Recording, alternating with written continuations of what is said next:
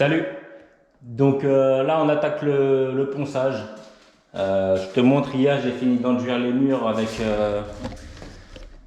j'ai fini d'enduire les murs en off. Donc je les ai ratissés les murs. Là ici c'est poncé, donc on peut bien voir les zones où il y avait des manques d'enduit. Donc tout ce qui paraît un petit peu plus blanc. Donc là il y avait une bande comme ça. On voit bien qu'il manquait de la charge des deux côtés. Ce qui vient de corriger le défaut de planéité. Hop, sur les murs, tu vois ici, pareil. On voit qu'il y a des zones un peu plus foncées. Donc ça c'est où il y avait des manques d'enduit. Puis j'ai fait les plafonds aussi. Là j'ai poncé les plafonds. Enfin, que cette partie-là. Donc on voit la zone blanche. C'est l'endroit où la bande ressort. Et la zone foncée à côté, c'est la zone de remplissage. Donc tu vois bien que le plafond, on voit un peu mieux la bande maintenant. Le plafond, il en avait besoin de cette passe d'enduit. Là on voit, tac. Donc tout là c'est poncé. Hop, maintenant il me reste cette partie à faire. Donc là, une passe de ratissage sur les murs, c'était largement suffisant. Il n'y avait pas énormément à rattraper en défaut. Les plafonds, j'ai préféré les renduire complètement avec un peu plus d'épaisseur. Parce qu'il y avait un peu plus de défauts. Il y avait pas mal de trous aussi à certains endroits. Donc ça, et puis je te montre en même temps. J'ai acheté ça, une petite lampe là, DeWalt qui fait ça. Je te montre la ref si ça t'intéresse. Hop, voilà, et ça éclaire. Bon là, le soleil s'est levé, mais je peux te dire que je te montre avec et sans. Là tu vois, sans la lampe, cette ampoule, c'est vraiment que de la déco, hein. Ça éclaire pas. Et avec la lampe, ah ça éclaire vachement bien. C'est sur batterie, donc bon investissement. Donc moi ce que je vais faire, c'est que je vais finir de poncer tout ça en off, hein. Je vais pas me filmer pour du ponçage. Je vais poncer, je vais faire mes angles. Donc moi là pour l'instant je suis en train d'utiliser de la girafe. Donc c'est la girafe Mirka Leros avec l'Aspi Festool. Donc je vais finir de poncer, je vais faire tous mes angles, je vais nettoyer les plaintes. Parce qu'il y a un petit peu d'enduit qui est allé dessus hier. Je vais nettoyer les plaintes, je vais mettre un petit scotch. Parce qu'en général, si tu veux, sur les plaintes, le joint ici on le peint et on s'arrête vraiment au début de la plainte. Donc soit tu mets un scotch ou alors soit tu remets un petit coup d'éponge directement après. Moi j'aime bien mettre un scotch parce que quand tu vas rouler, tu as des petites gouttes qui vont venir se déposer sur ta plainte et il faudra les nettoyer après.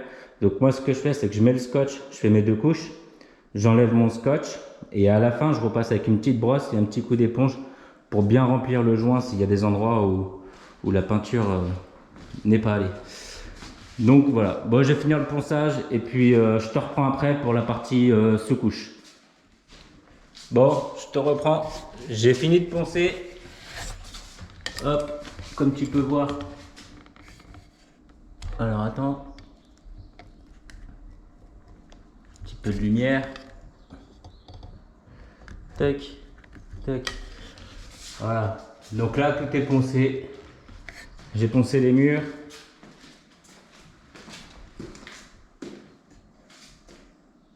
Voilà. Tout est poncé, mur et plafond. J'ai passé un petit coup d'éponge au-dessus des plaintes. Comme ça, le temps que j'attaque le plafond, ce sera sec pour que je puisse mettre un scotch. Donc voilà, là tout est poncé. Je vais te poser, je vais commencer à faire les plafonds. Donc j'utilise une patte de lapin 10 mm.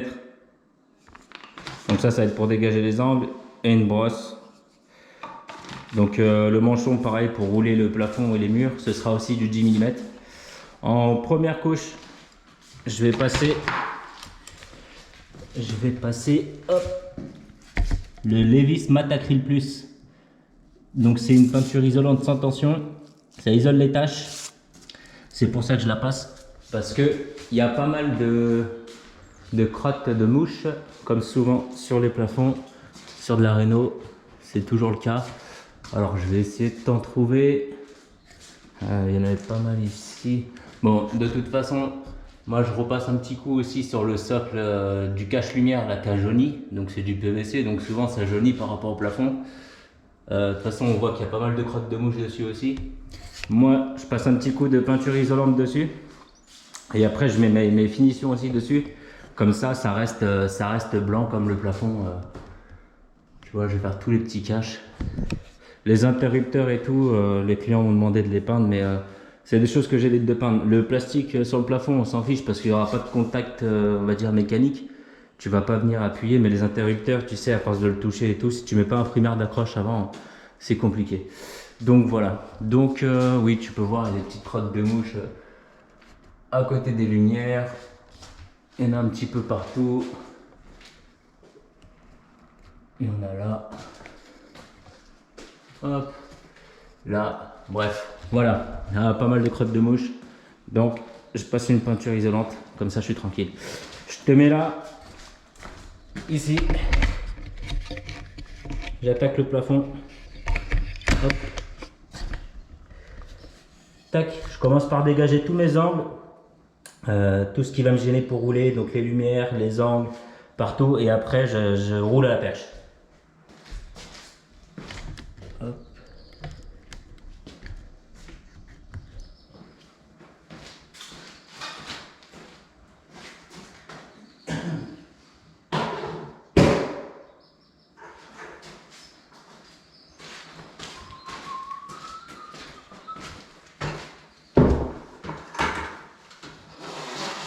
Donc là, vu que je vais être sur la même peinture mur et plafond, je vais en profiter aussi pour descendre les angles de mes murs.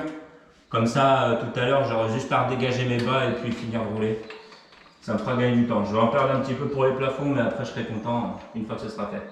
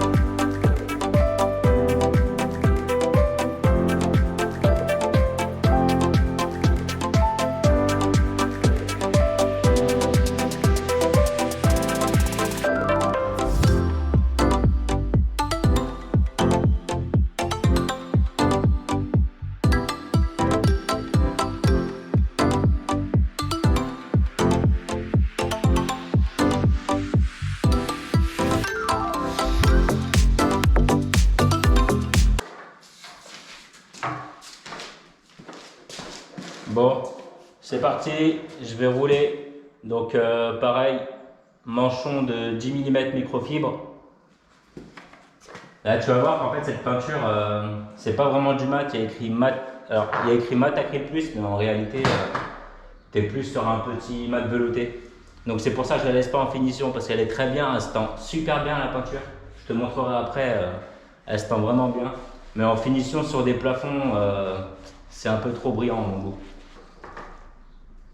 Donc voilà, donc là je vais attaquer le plafond, je te montre ça.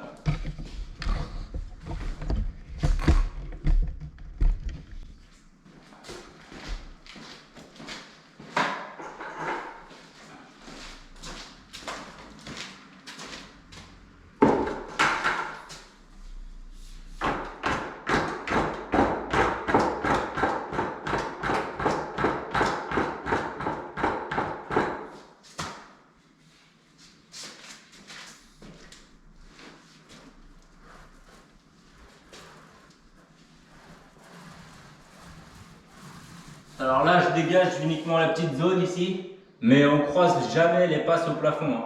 À la rigueur, tu en fais une dans un sens en première couche et puis une autre dans l'autre sens en deuxième.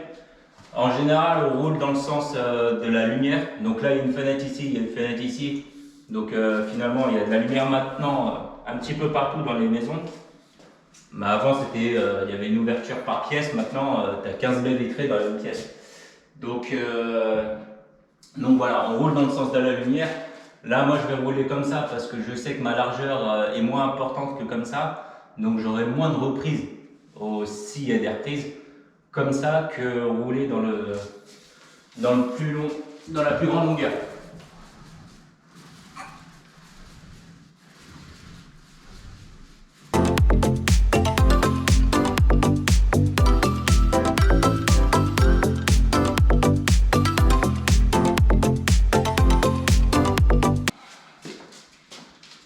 Donc en gros, tu charges ton rouleau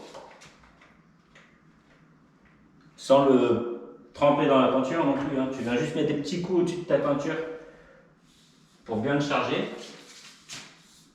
Tu appliques ta peinture. Tu vois, je me suis laissé une petite largeur d'un demi-rouleau là. Et ensuite, là, tu viens l'étaler déjà. Hop. Là, tu viens bien répartir ta peinture. Tu repasses dans la zone où tu as chargé pour récupérer un peu de peinture et l'étaler ailleurs. Hop.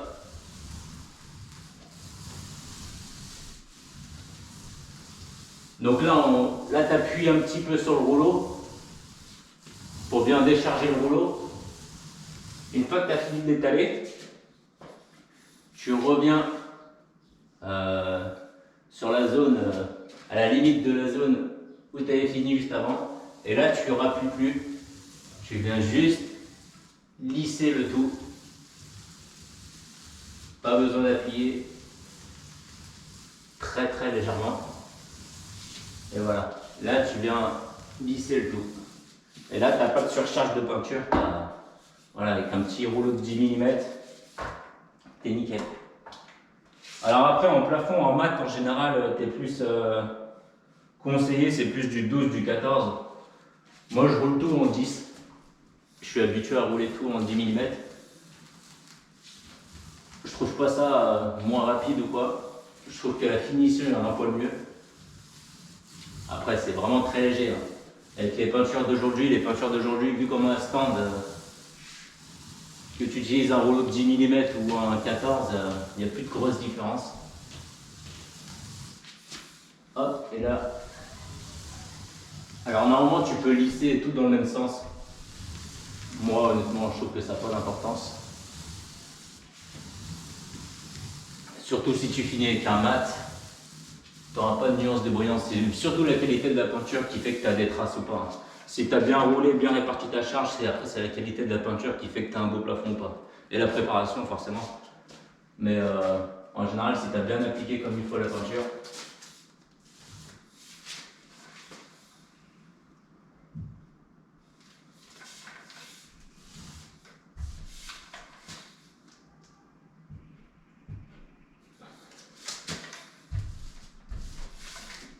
Maintenant, ils font des mats siloxane.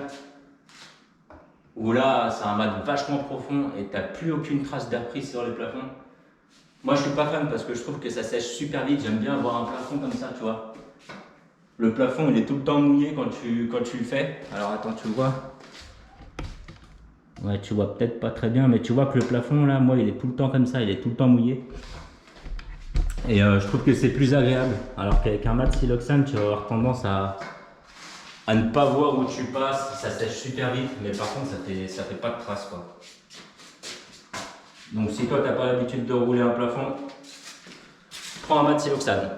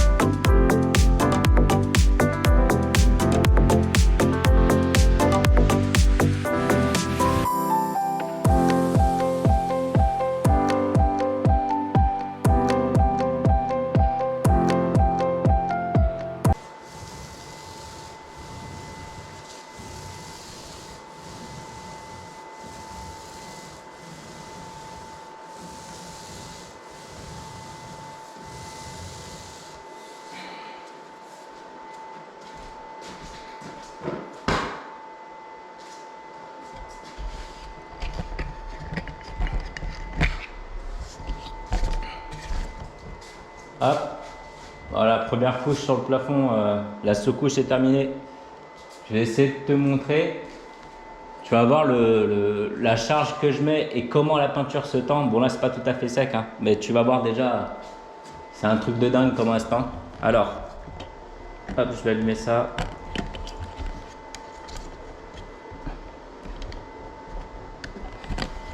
Voilà. Là, je sais pas si tu vois, c'est la charge que je viens de mettre sur l'autre partie du plafond. Et là, c'est la peinture. Comment elle se tend? Elle se tend archi bien. C'est un truc de dingue cette peinture. Cette peinture, si tu as enduit tes murs,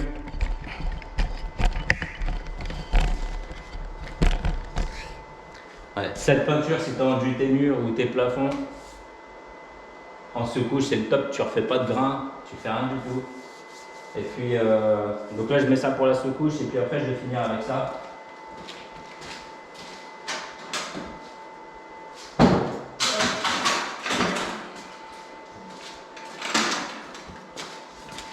Je vais finir avec ça. Donc, c'est du Ilucrimat.